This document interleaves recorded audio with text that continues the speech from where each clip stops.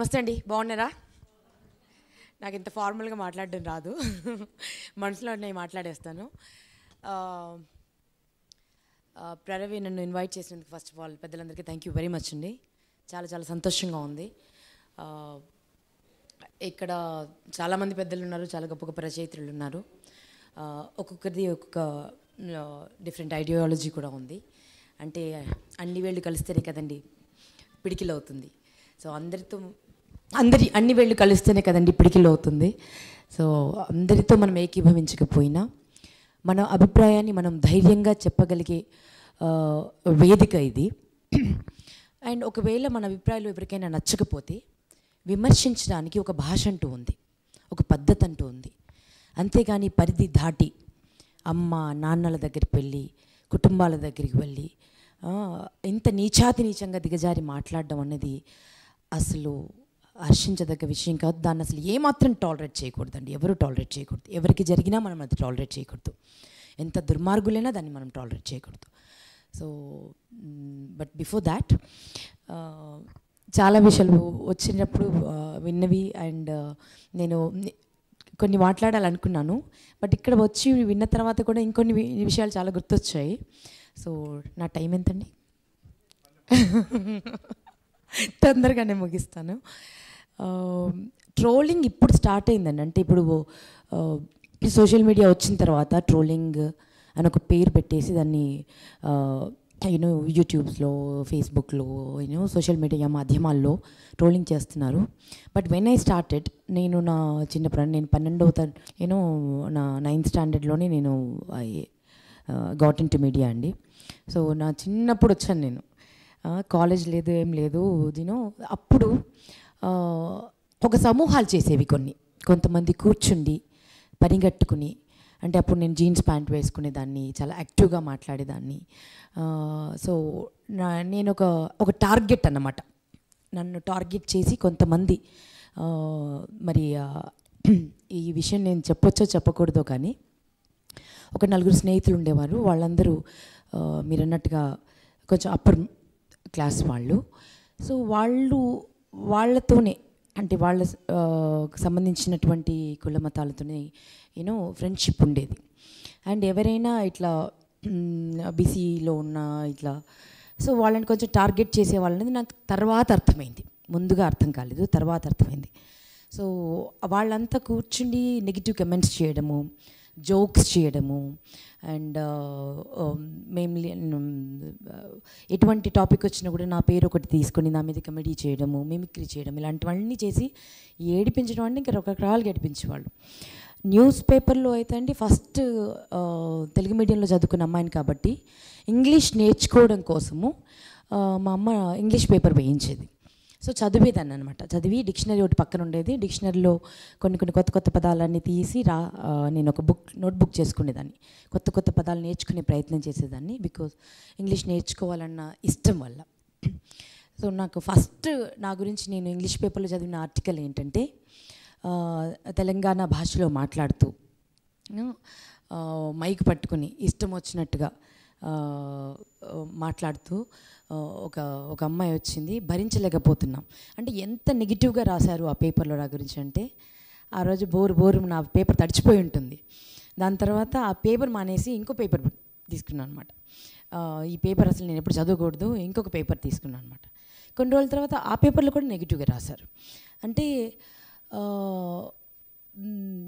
మనము నిశ్శబ్దంగా ఉన్నంత కాలం అండి, అండ్ మనలో మనము బాధపడుతున్నంతకాలం బాధ పెట్టే వాళ్ళు అనుక్షణం ఉంటూనే ఉంటారు. అంటే ఇంగ్లీష్ పేపర్ అంటే కొంచెం ఇంటలెక్చువల్సే ఉంటారు కదండి, పెద్ద పెద్ద చదువులు చదువుకున్న వాళ్ళే కదా ఉంటారు.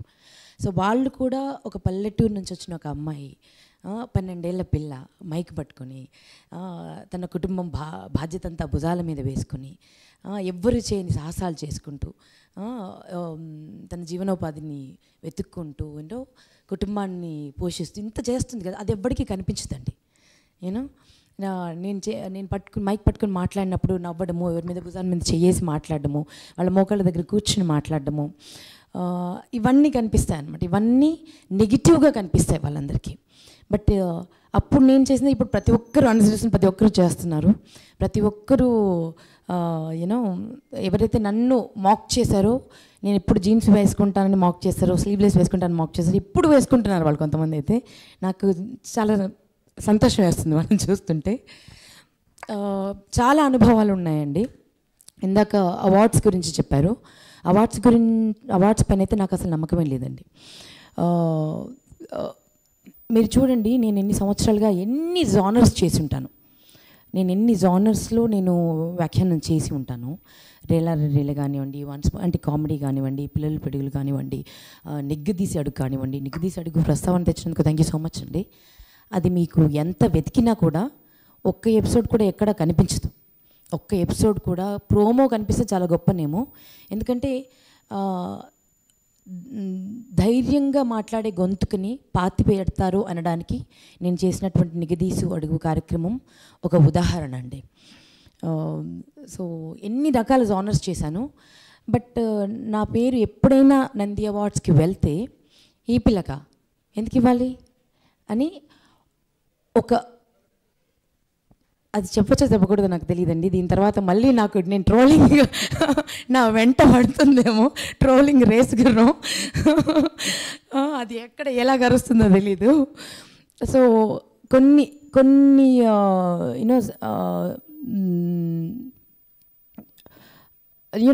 కొందరికి అసలు ఇంటిలో నిండిపోయి ఉంటాయండి నంది అవార్డులు చూస్తే. అసలు వీళ్ళు ఏం చేసి ఉంటారబ్బా, వీరు ఏం చేసి ఉంటారబ్బా అంటే కొన్ని సామాజిక వర్గాలకండి మీరు చూస్తే ఇల్లు నిండిపోయి ఉంటుంది. నిజంగా నేను ఎట్ ద సేమ్ టైం డీ చేస్తున్నాను, సాసం చీరడింబక అండ్ రేలా అండ్ ములాఖాత్ లాంటి ప్రోగ్రామ్ చేస్తున్నాను అండ్ ఎన్నో రాడికల్ ప్రోగ్రామ్స్ చేస్తున్నాను. బట్ నాది ప్రతిసారి కొట్టివేయబడేది నా పేరు. నేను ఒక లేడీ, ముఖ్యంగా జనరల్గా అంటారండి స్త్రీకి స్త్రీ సపోర్ట్ ఉండాలని, ముఖ్యంగా కొట్టివేసే వాళ్ళలో ఒక మహా స్త్రీమూర్తి ఉండేది. ఇందాక మీరు చెప్తున్నట్టు ఆ స్త్రీమూర్తి ఫస్ట్ తీసేసేదన్నమాట నా పేరు. సో నా ఫ్రెండ్ రఘు కుంచి ఉండేవాడు అందులో ఒకసారి. సో పొరపాటున రేలాకి ఇంకా గత్యంతరం లేని అత్యవసర పరిస్థితులు ఇవ్వాల్సి వచ్చిందేమో. సో నెక్స్ట్ టైం కూడా మళ్ళీ నా పేరు ప్రపోజల్ పెడితే ఈవిడికి ఒకసారి ఇస్తే కొమ్ములు వచ్చేసాయి, రెండోసారి ఇస్తే ఇంకా భూమి మీదే ఉండదు అని చెప్పేసేసి దాని తర్వాత ఇంకా అవార్డు అనేది మా ఇంటికి ఎప్పుడు రాలేదులేండి, అదృష్టవంతురాలని నేను. సో బట్ అవార్డ్స్ అన్నీ నాకు ప్రేక్షకుల గుండెల్లోనే ఉన్నాయని చెప్పుకోవాలి. సో ధైర్యం ఎక్కడైతే ఉంటుందో అక్కడ ఖచ్చితంగా ఎవరైతే ధైర్యంగా మాట్లాడగలరో, అంటే ఇక్కడ ఏంటంటే అండి కలుపుకుపోవాలి, దులుపుకుపోవాలి, ప్రశ్నించకూడదు, ఏమన్నా పళ్ళికిలు ఇచ్చేయాలంతే. ఇవన్నీ కూడా మనం నవ్వుతూ సరదాగా తీసుకోవాలన్నమాట. ఎదిరించి మనం మాట్లాడాము అంటే ఇంకా పాతరేస్తారంతే. పుష్కలమైన టాలెంట్ ఉంటుంది, బట్ స్టిల్ ప్రశ్నార్థకం. ప్రతిరోజు మన ప్రయత్నం ఒక ప్రశ్నార్థకంగానే ఉంటుందండి. ఎన్నిసార్లు మీకు చెప్తే నమ్మరు, నేను ఎన్నిసార్లు స్టేజ్ దాకా వెళ్ళి మైక్ పట్టుకోకుండా వెనక్కి తిరిగి ఇంటికి వచ్చి ఎన్నిసార్లు డిప్రెషన్స్కి వెళ్ళి ఉంటాను తెలుసా అండి. ఎన్ని యుద్ధాలు చేశాను. ఇప్పుడు అన్నారే మా పిల్లలు చదువుతారు అయినా, ఎంతైనా మీరు మగమహారాజులండి, మీ పిల్లలు చదివినా వాళ్ళు అర్థం చేసుకుంటారు. మేము ఆడపిల్లలం, నా బిడ్డ చదివితే ఎంత నీచం రాస్తారో తెలుసా అండి.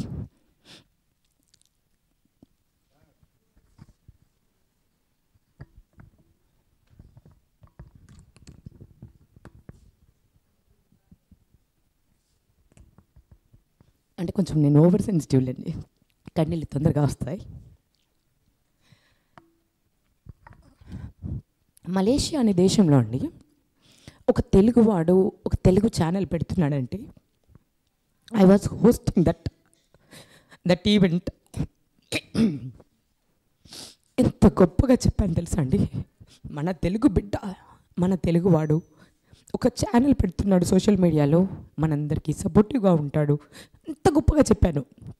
కొన్ని రోజుల తర్వాత అంటే సోషల్ మీడియాలో ఎంత నీచం, ఎంత దిగజారి ఒక ఆడపిల్ల పట్ల రాస్తారు అంటే, విచక్షణారహితంగా రాస్తారు అంటే, అది చూసి నేను ఆశ్చర్యపోయాను. ఈ ఛానల్ నేను కదా లాంచ్ చేశాను, వీడు ఎలా రాయగలడు, అని నాకు వాళ్ళ నెంబర్ తెలుసు. అండ్ వాళ్ళు ఎవరంటే అండి, నా చిన్నప్పుడు న్యూస్ పేపర్ వచ్చేది. సాటర్డే సండే మాత్రమే దూరదర్శన్లో మంచి మంచి ప్రోగ్రామ్స్ వస్తాయి. బట్ బిఫోర్ దాట్ న్యూస్ పేపరే మాకు. న్యూస్ పేపర్ చదవడము, అందులో చిన్న చిన్న కార్టూన్స్ వచ్చేవి. ఆ కార్టూన్స్ చదివి I almost fell in love with that cartoonist. ఆ కార్టూన్ కోసం వెయిట్ చేసేదాన్ని. ఆ కార్టూనిస్ట్ ఛానల్ అండి అది. సో నేను ఆయనకు ఫోన్ చేశాను. ఫోన్ చేసి, ఇంత నీచంగా ఎలా రాస్తారండి, ఒక ఆడపిల్ల గురించి ఏం అర్హత ఉంది అని రాశారు, ఎంత ఎంత దౌర్భాగ్యంగా ఎందుకు దిగజారిపోయింది మన ఛానల్ని అడిగితే ఆయన ఏం చెప్పారో తెలుసా అండి, ఇది నువ్వు కాంప్లిమెంట్గా తీసుకోవాలమ్మా. ఒక వ్యక్తి నీ గురించి ఇలా రాసి నీకు ఆ భాషలో ఏం చేశాడంటే, ఒక రాత్రికి ఈ అమ్మాయి రేట్ ఇంత అంటే, దాంట్లో మళ్ళీ లోపలికి వెళ్తే ఏముంటుందంటే, ఒక ఈవెంట్ చేస్తే ఈ అమ్మాయి ఇంత తీసుకుంటుంది, అది సమాచారం అలా ఉంటుంది. బట్ టైటిల్ అది ఉంటుంది. ఈమెను చూస్తే పలానాది వాడక్కర్లేదు, అలా ప్రేరేపితమవుతుంది అంటూ ఒక పిచ్చి కూతలు అనమాట రాయడం. ఇలా రాసి ఇంత దౌర్భాగ్యంగా ఎలా రాస్తారండి, మీరు ఇంత గొప్ప వ్యక్తి కదా, నేను రోజుల నుంచి అడ్మైర్, నా చిన్నప్పటి నుంచి మిమ్మల్ని అడ్మైర్ చేస్తున్నాను, ఇలా రాయొచ్చు అంటే ఆయన ఏం చెప్పాడంటే, ఇది చాలా గొప్ప విషయం, ఇది ఒక కాంప్లిమెంట్గా తీసుకోవాలి. As an artist you should take it as a compliment. You know అందరినీ అనలేరు అలాంటి మాట అని అన్నారు. అంటే డెఫినెట్గా నేను కాంప్లిమెంట్గా తీసుకుంటానండి. కాకపోతే మీ అమ్మకు ఇదే కాంప్లిమెంట్ ఇచ్చినప్పుడు, మీ సిస్టర్కి ఎవరైనా ఇలాంటి కాంప్లిమెంట్ ఇచ్చినప్పుడు, మీ బిడ్డకి ఇలాంటి కాంప్లిమెంట్ ఎవరైనా ఇచ్చినప్పుడు, మీరు కాంప్లిమెంట్గా తీసుకునే ధైర్యం మీకుంటే చెప్పండి, ఆ రోజు నేను ఖచ్చితంగా తీసుకుంటానండి. నేను కూడా ఒక ఇంటి బిడ్డనండి, నేను కూడా రేపు పెళ్లి చేసుకుంటాను, రేపు నా కుటుంబం ఉంటుంది. ఇలా నేను ఎన్ని ఫేస్ చేశాను అండి, యుద్ధం చేసేదాన్ని నాతో నేను. యూనో కొన్నిసార్లు పేపర్ చూడాలంటే ఈవెన్ నా ఉదయభాను అని కొట్టి ఏమొస్తుందో అని భయపడతాను తెలుసా అండి మీకు. ధైర్యంగా ఉండాలి అని అంటారు కానీ అదంతా ఉత్త మాటలేనండి, పై మాటలు. ఇప్పటికీ నేను ఉదయభాను కొట్టిన తర్వాత ఏమొస్తుందో, నెక్స్ట్ పేజ్ ఏమొస్తుందో, నా బిడ్డ ఏం చూస్తుందో చూసి, ఎందుకంటే నేను చెప్పాను కదండి తెలుగు మీడియం చదువుకున్నాను అండ్ ఇంగ్లీష్ అవసరం నాకు చాలా ఉండింది, ఎందుకంటే నేను ఫేస్ చేసినటువంటి ప్రాబ్లమ్స్ అన్నీ ఉన్నాయి. సో నాకు ఇంగ్లీష్ చదువుకోవాలనే తపన చాలా ఉండేదన్నమాట. అప్పుడు ఒక ట్యూటర్ని పెట్టుకున్నాను, పెద్ద ఆయన 75 ఏళ్ళు ఉంటాయి, తండ్రి కంటే ఎక్కువ చూసేదాన్ని నేను. ఆయన అన్నీ చెప్పేవాడు నాకు, లోకం ఇలా ఉంటుంది బిడ్డ, అది ఇదన్నీ చెప్పేవాడు. తండ్రికి ఆయన సన్ ఎప్పుడు గొడవ పడుతూ ఉండేవాళ్ళు అండి. గొడవ పడుతూ ఉండి, మీరెవ్వరూ చూసుకోకపోతే నేను నా ఉదయభాను నా బిడ్డ దగ్గరికి వెళ్ళిపోతాను రా, అది ఇదేనంటే, ఆయన నీవు ఉదయభాను నీ బిడ్డ అంటావు కదా, ఆవిడ ఎంత గొప్పదో ఒకసారి ఆవిడ చరిత్ర చూడు అని చెప్పి యూనో సోషల్ మీడియా మాధ్యమాలు ఓపెన్ చేసి నా గురించి చూపించండి అంట. చూపిస్తే ఆయన వచ్చి ఆయన ఏమన్నాడంటే నాతో, అమ్మా నేను ఏమో అనుకున్నాను కానీ అవన్నీ చూసి అరే ఇట్లనా అని బాధపడ్డానమ్మా, ఎందుకు ఇలా అని అంటే అది నమ్మేశాడు ఆయన. అంత పెద్ద విద్యావేత్త, నేను తండ్రిగా భావించే వ్యక్తి ప్రతిరోజు నన్ను చూస్తున్నాడు, నా ప్రవర్తన తెలుసు, అది నమ్మేసేసి నన్ను ఒక క్వశ్చన్ చేశాడు, అరే ఇట్లనా, ఆ రోజు నాకు నిద్ర పట్టలేదమ్మా. ఇమాజిన్ నాకేమై ఉంటుందండి పరిస్థితి. ఎప్పుడో పిచ్చి కుక్క, సంస్కారం లేనివాడు, వాడికి తెలివి లేదు, మూర్ఖుడు, వాగుతున్నాడు అనుకుంటే పట్టించుకోకపోతుండొచ్చు. ఒక విద్యావేత్త, నాకు గురువు, నాకు తండ్రితో సమానం, ఆయనకి ఏ కష్టం వచ్చినా నేను ముందు నిలబడుతున్నాను, బిడ్డల కంటే ఎక్కువగా నిలబడుతున్నాను. ఆయన నమ్మేశాడే, ఇంకా వేరే వాళ్ళు నమ్మరా చెప్పండి. కొన్నిసార్లు నా కోసం నేను ఫైట్ చేసుకున్నాను. అంటే నా బొమ్మలు మార్పు చేశారు, నా బొమ్మని మార్పు చేశారు అని అన్నప్పుడు నేను వెళ్ళి కేసు పెడితే వాళ్ళు అన్నారు, ఎన్ని రోజులు తిరుగుతానమ్మా, ఎందుకు వృధా ప్రయాస, ఎంతకాలం అని చేస్తారు అంటే. అవి చాలా చిన్నవి. మహేష్ బాబు లాంటి ట్రోల్ చేశారు, నువ్వెంత. మహేష్ బాబు లాంటి అతనిది మార్ఫ్ చేశారు, నువ్వెంత అంటే. ఆయనైతేనే గొప్ప, నేనైతే కాదా అంటే. మన జర్నలిస్టులు కూడా జనరలైజ్ చేసి మాట్లాడడం, ఒక సమస్యని చాలా చిన్నగా తీసేయడము అసలు చాలా కలిసివేసే విషయం అండి. ఇదంతా ఒక కొలిక్కి రావాలి అంటే ఫస్ట్ ఆఫ్ ఆల్ ఎవరైతే పెన్ను పట్టుకున్నారో అండి వాళ్ళు చాలా స్ట్రాంగ్ అవ్వాలండి. చాలా చాలా స్ట్రాంగ్ అయ్యి ఒక ఏమంటారు కదండి, పెన్ను ఒక గన్ లాగా పనిచేస్తుంది అంటారు కదా. సో అలా ఎవరైతే ఆడపిల్లల పట్ల అండ్ ధైర్యంగా మాట్లాడే వారి పట్ల అసభ్యంగా ప్రవర్తిస్తున్నారో వారిని నిజంగా ఒక ఉలిలా చెక్కాలండి.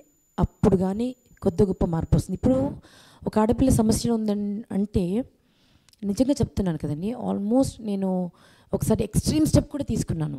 ఈ ఆడపిల్ల ముందుకొచ్చి అయ్యో అవునా ఎందుకు అని నా కొలీగ్స్ ఎవ్వరు ఫోన్ చేయలేదండి, ఎవ్వరు రారు, ఎవరి భయం వాళ్ళకి, యూనో ఎవరి సమస్యలు వాళ్ళవి. ఏదన్నా వస్తే అయ్యో అవునా ఇలాగా అని ఒక ఫోన్ చేసిన పాపాన్ని కూడా పోయిన వాళ్ళు లేరు.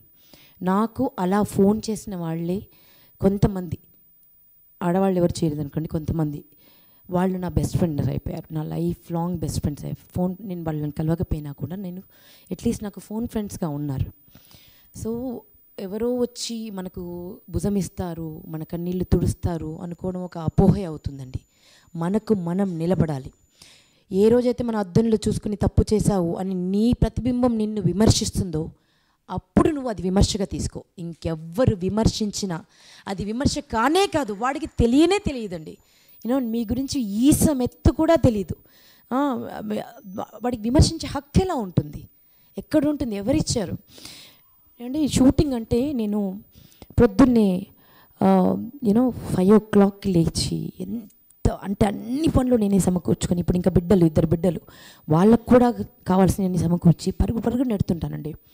కొంతకాలంగా నేను మొత్తానికి అంటే షట్ డౌన్ చేసినట్టుగా చేసేసారు, మీరు చూసే ఉంటారు నన్ను, అసలు కనిపించలేదు కూడా నిన్న.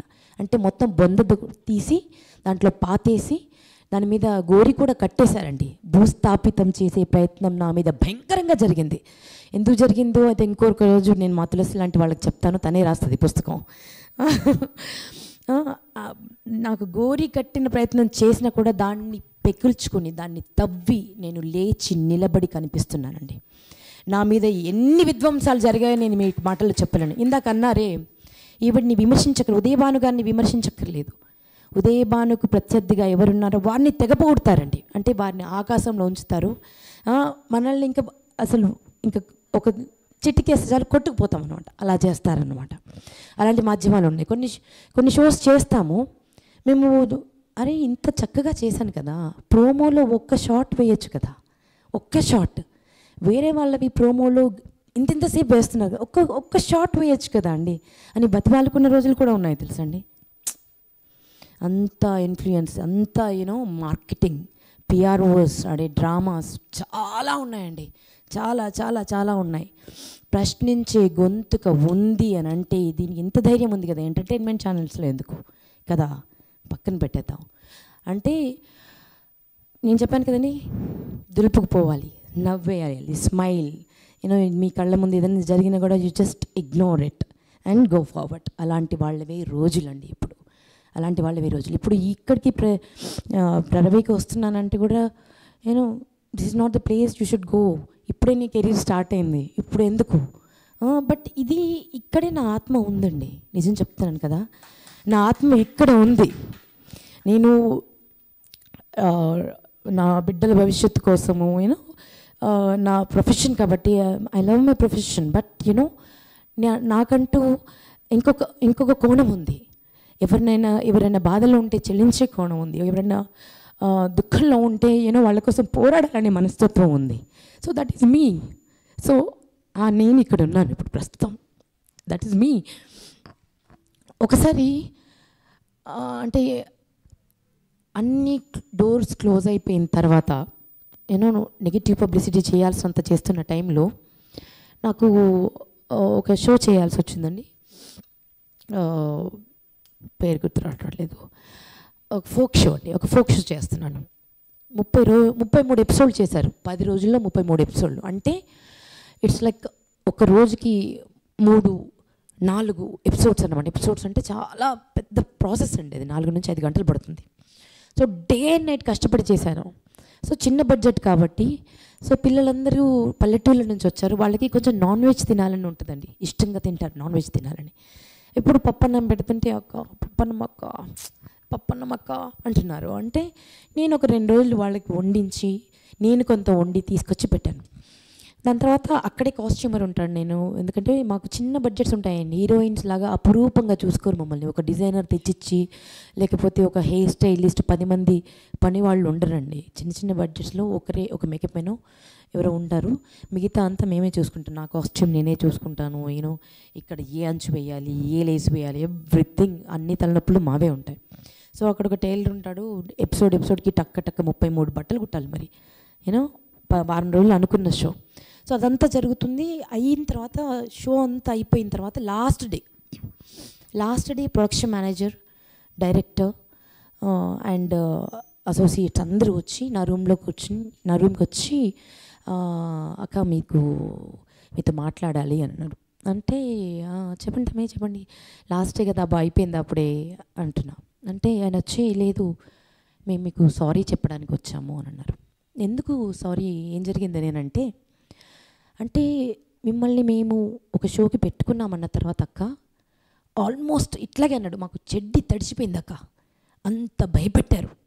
అంటే నువ్వు ఉదయభాను పెట్టుకున్నావు అంటే నీకు మేకప్లని, హెయిర్ కాస్ట్యూమ్స్ అని, నీకు ఫుడ్ అని, అదని ఇదని, అసలు టైంకి రాదు, టైంకి అసలు 6 అయిందంటే వెళ్ళిపోతా ఉంటుందని వణికించారంటండి. ఇది నా గురించేనా ఇదంతా మాట్లాడిందంటే మీ గురించి మాట్లాడినరక్క. అప్పటికి బతిలాడుకుందాంలే, ఏదో చేయించుకుందాంలే అని చెప్పేసి మేము కాంప్రమైజ్ అయిపోయి మేము నీ దగ్గరికి వచ్చామక్క. కానీ మీరు చూసిన తర్వాత అదంతా విన్నాక వాడినెందుకు మేము చెప్పుతో కొట్టలేదు, వాడినెందుకు ఆ మాటలన్నీ మేము విని నమ్మాము అని ఈరోజు సిగ్గుపడుతున్నామక్క. మేము సిగ్గుపడి తలదించుకుంటున్నామన్నా. అంటే ఒక మనిషిని ఒక సిన్సియర్ పర్సన్ని నాశనం చేయడానికి ఎన్ని రకాల వేషాలు వేస్తారో తెలుసానండి, ఎన్ని రకాల పబ్లిసిటీ చేస్తారో తెలుసా. అది తెలియదు, చాప కింద నీరులాగే ఉంటుంది, పైన నవ్వులు, అసలు ఎంత ప్రేమ చూపిస్తారో. కొన్నిసార్లు అండి ఎన్ని షోసో చెప్పలేను, ఒక నెల రోజులు ప్రిపేర్ అయ్యానండి ఒక షో కోసం. అయితే నేను నెల రోజులు, ఎందుకంటే అది ఎన్టీఆర్ గారి గురించి మాట్లాడాలంటే ఆల్మోస్ట్ ఆయన పుస్తకంలో తయారయ్యాను నేను, అంత ప్రిపేర్ అయ్యాను. కట్ చేస్తే తిత్లీ తుఫాన్ వచ్చిందండి, సో మీరు చేయకూడదు ఈ షో, మేము చేయట్లేదు ఈ షో, క్యాన్సల్డ్ అండి అన్నారు. ఐ డోంట్ నో తిత్లీ తుఫాన్కి దీనికి సంబంధం ఏముందండి, ఎందుకు చేయకూడదు అని అంటే కట్ చేస్తే ఏంటో తెలుసా అండి, నెక్స్ట్ డే TV9లో అది టెలికాస్ట్ అవుతుంది షో. నెల రోజులు ప్రిపేర్ అయినా నేను చూస్తున్నాను. ఇమాజిన్ ఒక ఆర్టిస్ట్ ఎంత బాధపడి ఉంటుందండి, ఎన్ని రకాలుగా కుట్రలు చేశారో తెలుసా అండి. అండ్ పొరపాటున నాకు ఎప్పుడన్నా ఒక షో చేస్తే నా మీద స్పెషల్ స్టోరీస్ వస్తాయి తెలుసా అండి. అసలు ఇవి ఎవ్వరు చూడాలనుకోవట్లేదు, ఈవిడ వచ్చినందుకు అందరూ బాధపడ్డారు అంటూ స్పెషల్ స్టోరీస్ వస్తాయన్నమాట. ఒక పెద్ద ఛానల్ ఇంటర్వ్యూస్ అడుగుతుంటారండి ఎక్కువ మంది ఛానల్స్, నేను ఇవ్వను, మీరు చూసే ఉంటారు. నాకు కొన్ని రీజన్స్ ఉన్నాయి. బికాజ్ ఇంటర్వ్యూస్ తీసుకున్న తర్వాత అన్ని స్పెషల్గా చిన్నగా కట్ చేసేసి ఒక భయంకరమైన ఒక టైటిల్ పెట్టి ఇలా అంట కదా అని ఒక క్వశ్చన్ మార్క్ పెట్టి దాని తర్వాత ఆ ఇంటర్వ్యూలో కొంచెం పార్ట్ వేస్తూ ఉంటాను అనమాట. I just hate that. ఎందుకు ఎవరన్నా ఎవరి గురించి తెలుసుకోవడం కోసం చేస్తున్న ప్రయత్నమా ఇది, సమాజం బాగు కోసం చేస్తున్నటువంటి ప్రయత్నమా ఇది, ఇదంతా డబ్బు సంపాదించుకుని లేకపోతే ఇంకేదో ప్రయత్నమే తప్పితే మన క్యారెక్టర్ని అసాసినేట్ చేయడం ప్రయత్నం తప్పితే ఇంకోటి కాదన్నట్టుగా అనిపించేది నాకు చాలాసార్లు. అందుకే ఎప్పుడు ఏ ఇంటర్వ్యూస్ అడిగినా కూడా నేను మెల్లగా దాటేస్తానండి. ఒకసారి ఒక ఛానల్ నన్ను ఆల్మోస్ట్ బెదిరించేసింది, మీరు ఇది చేస్తే మీరు గొప్పవాళ్ళు అయిపోతారు, నా గురించి నేను చెప్పుకుని ఆ ఛానల్లో వచ్చి చెప్పుకుని నేను గొప్పదాన్ని అయిపోతానంట, లేకపోతే మీరు ఇంకా అక్కడే ఉండిపోతారు సంథింగ్ ఏదో. నేను చెయ్యను అన్నానని అంత పెద్ద ఛానల్లో ఒక అరగంట సేపు నా గురించి ఈవిడ షో చేస్తే అసలు చూడాలను, ఈవిడ పని అయిపోయింది, ఈవిడ టైం అయిపోయింది, ఈ రకపు టైటిల్స్ పెట్టి ఒక అరగంట సేపు ఒక షో చేశారంటే నిజంగా అంత పెద్ద ఛానల్ ఒక అరగంట నా కోసం చేశారంటే నిజంగా నేను గొప్పదానండి. Isn't it? నిజంగా నేను గొప్పదానే ఆ రోజు అనిపించింది. అంటే ఇంత పెద్ద ఛానల్ నా గురించి ఒక ½ అన్ అవర్ స్లాట్ తీసుకుని చేసింది, ఒక కంప్లీట్ స్టోరీ చేసిందంటే డెఫినెట్గా నేను ఎక్కడో ఉన్నాను కాబట్టి అన్న ధైర్యం అయితే వచ్చిందండి. ఇంకొకటి ఏంటంటే అండి, ఆడపిల్లల పట్ల అసభ్యంగా రాస్తున్నారు, అసభ్యంగా చూస్తున్నారు, అసభ్యంగా ప్రవర్తిస్తున్నారు. కమెంట్స్ అయితే అండి ఇంకా అది ఒక మురికి కాలువ. ఎవడు ఎందుకు ఎలా వాగుతున్నాడు అంటే చంపేస్తాం. మన తులసి చందుకు ఉన్నటువంటి ధైర్యం 1% జర్నలిస్టులు అనుకునే వాళ్ళలో ఉంటే అండి, ఈ పాటికి డెఫినెట్గా చెప్తున్నాను కదా, మన దేశమే బాగుపడి ఉండేదండి. మన దేశమే బాగుపడి ఉండేది. ఆ పిల్లల్లో ఉన్నటువంటి ధైర్యం, ఇండివిజువల్గా ఇండిపెండెంట్ జర్నలిజం చేస్తూ ఎవరైనా సరే ధైర్యంగా మాట్లాడుతుంది. ఒక్క పక్షపాతి కాదు, నాకు ఎక్కడ పక్షపాతం కనిపించలేదు అని మాట్లాడినప్పుడు. కానీ అలాంటి అమ్మాయిని కూడా చంపేస్తాం, కనిపిస్తే చంపేస్తాం, నరికేస్తాం అంటున్నారు అంటే ఎవరండి వీళ్ళంతా? They are not just trollers అండి. వాళ్ళు యూనో బియాండ్ దట్, వాళ్ళకి ఆ పేరు కంటే ఇంకా మించింది ఒకటి అంటే ఉగ్రవాదులు అని చెప్పుకోవచ్చు. నిజంగా ఇది ఒక రకమైన ఉగ్రవాదం, తీవ్రవాదం.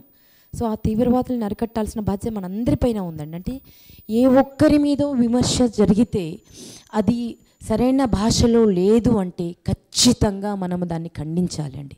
అది ఆ వ్యాఖ్యానంతో ఆ కథనంతో మనం ఏకీభవించినా ఏకీభవించకపోయినా సరే ఆ భాషని మనం ఖండించాల్సినటువంటి అవసరం ప్రతి ఒక్కరికి ఉందండి. ప్రతి ఒక్కరికి ఉంది. ఇవన్నీ తిరుగుబాటులో వాడు ఒకటన్నాడు కాబట్టి నేను వాళ్ళ కుటుంబం మొత్తాన్ని తిట్టేస్తాను అనుకోవడం కాదు. సో ఎవరైతే తిడుతున్నా వానికి డెఫినెట్గా వాళ్ళపైన మనం చర్యలు తీసుకోవాలి. అండ్ ఇవన్నీ చేస్తున్నప్పుడు నాకు I have written a poem also అండి. వీలైతే అది చదివే ప్రయత్నం చేస్తాను. అంటే ఇది ఇట్స్ నాట్ ఆన్, అంటే ఎవరైతే ముసుగులో ఉండి ఆడపిల్లల పట్ల అసభ్యంగా ప్రవర్తిస్తూ అసభ్యంగా రాతలు రాస్తూ కనిపించని మృగాలు ఏవైతే ఉన్నాయో వాళ్ళకి నేను ఇది డెడికేట్ చేస్తున్నానండి. పిశాచాలు, ప్రేతాత్మలు, పెన్నుబట్టిన దున్నపోతులు ప్రశ్నిస్తే పల్లికిలిస్తాయి, ప్రశ్నిస్తే పాపులమంటాయి, ప్రశ్నిస్తే పతితలు చేస్తాయి, ప్రశ్నిస్తే ప్రాణాలు తీస్తాయి.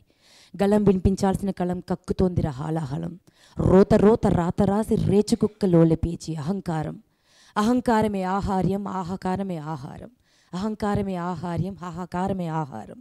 సందు దొరికితే సంచి నింపే మందు మరిగిన పంది మందల్, సాని కొంపల సంగతులతో సపరివార పత్రికల్, పాడు రోగం ప్రబలెరా పాపు పంకిల మాయరా, కిక్కిక్కి కిక్కిక్కి కిక్కిక్కి కిక్కిక్కి అని కీచకులా హేళిరా, కిక్కిరిసిపోయేరా, సిరాధారలు సిరులున్న దొరలను శిరోధార్యం వన్నాయిరా, ఊరపిచ్చుక ఊపిరితో ఉరి తాడిక ఆడెరా. ఈ పోయం నేను వాళ్ళకి డెడికేట్ చేస్తున్నానండి. ఇంకా ఎక్స్టెన్షన్ ఉంది, ఇది తులసితో కూర్చుని మాట్లాడినప్పుడు చెప్తా. బట్ ఏదేమైనా ఆడపిల్లలు ధైర్యంగా ఉండాలి. ఎవరెన్ని అంటే కేవలం బయటి ప్రపంచంలో ఉన్న వాళ్ళకి మాత్రమే, కెమెరా ముందు కనిపించే ఆడపిల్లలకి మాత్రమే ఇది జరుగుతుంది అనుకుంటే అది ఒక అపోహ అవుతుందండి. ఇళ్ళల్లో ఉండే ఆడపిల్లలకి, బయటికి రాని ఆడపిల్లలకి, ఎవరైనా సరే ఉచ్చం నీచం అంటూ ఏం లేదండి. భయంకరంగా విచక్షణ రహిత్యంగా మనుషులు మారిపోయారు. సో ఈ మృగాల్ని మళ్ళీ మానవులుగా మార్చే బాధ్యతని మనందరం తీసుకుందాం, ప్రయత్నం చేద్దాం. తప్పు జరిగితే ఆ క్షణమే అది తప్పు అని చెప్పగలిగే ధైర్యం ఎప్పుడైతే వస్తుందో ఆ రోజే సమాజం మారుతుందండి. Thank you so much. మరొక్కసారి ప్రరవే ఎంటైర్ టీమ్కి thank you so much for inviting me here. And మీ అందరికీ హ్యాట్స్ ఆఫ్ అండి, హ్యాట్స్ ఆఫ్. ఇలాంటి కార్యక్రమాలు చేస్తూ ఎంత గొప్ప పేరండి, ప్రజాస్వామిక రచయిత్రుల వేదిక. సో ప్రజాస్వామ్యం బ్రతికి ఉంది అంటే ఒక్కొక్కరిది ఒక్కొక్క స్వరం, ఒక్కొక్కరిది ఒక్కొక్క గళం. సో అన్ని అభిప్రాయాలు కలిసినప్పుడే ఒక దేశం ఏర్పడుతుందండి, అన్ని మతాలు కలిసినప్పుడే ఒక దేశం ఏర్పడుతుందండి. సో మనది డెఫినెట్గా భిన్నత్వంలో ఏకత్వాన్ని చాటేటువంటి దేశం. మన దేశ ఔన్నత్యాన్ని కాపాడే ప్రయత్నం చేద్దాం. థ్యాంక్ యూ సో మచ్ అండి.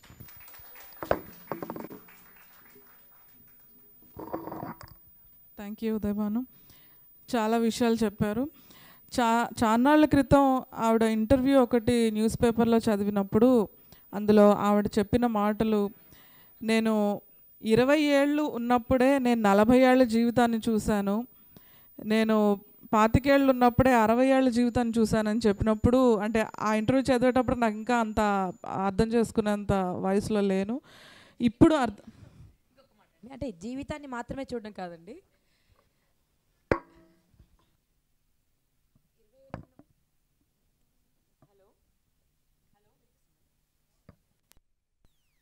హలో 20 ఉన్నప్పుడే 60 ఏళ్ళ జీవితాన్ని చూడడం మాత్రమే కాదండి.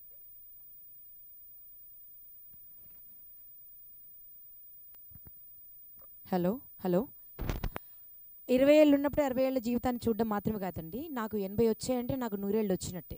ఎందుకంటే నా డేట్ ఆఫ్ బర్త్ కూడా ఒక 20 ఏళ్ళు పెంచేసేసి కొన్ని చోట్ల 10 ఏళ్ళు పెంచేసేసి చాలా చక్కటి నా జీవిత కథ బయోగ్రఫీ అంటూ వస్తూ ఉంటాయి. వాటికి మిలియన్స్ ఆఫ్ వ్యూస్ ఉన్నాయండి. వాటికి మిలియన్స్ ఆఫ్ వ్యూస్ ఉన్నాయి. ఒకవేళ పొరపాటున నేను 100 ఏళ్ళు బతికానంటే 120 క్యాండిల్స్ మాత్రం ఖచ్చితంగా ఊతాను. ఓకే.